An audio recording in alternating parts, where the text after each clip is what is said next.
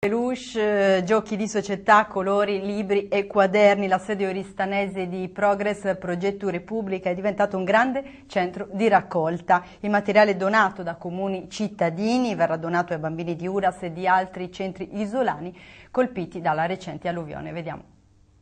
C'è chi nell'alluvione che lo scorso 18 novembre ha messo in ginocchio gran parte della Sardegna ha perso la casa, l'attività commerciale e l'automobile, ma c'è anche chi, come i più piccoli, a 2 settimane dalla catastrofe si ritrova senza più giocattoli, senza più quaderni e libri, senza più tutte le cose che facevano parte della quotidianità, ed è proprio pensando ai bambini che Progress, Progetto Repubblica di Oristano, ha promosso Ricoloriamo il loro futuro, una gara di solidarietà accolta da centinaia di persone.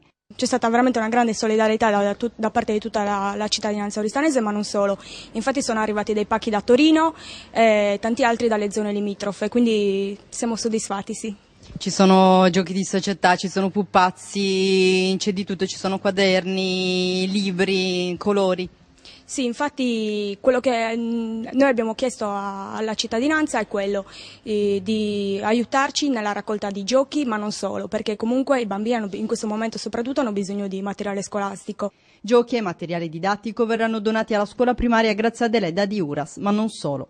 Abbiamo chiesto alle varie scuole se c'era bisogno effettivamente di questo materiale e ci ha accolto Uras per il momento. Poi naturalmente stiamo chiedendo la disponibilità dei vari paesi qualora non tutto il circondario ne avesse bisogno ci sposteremo anche verso Olbia.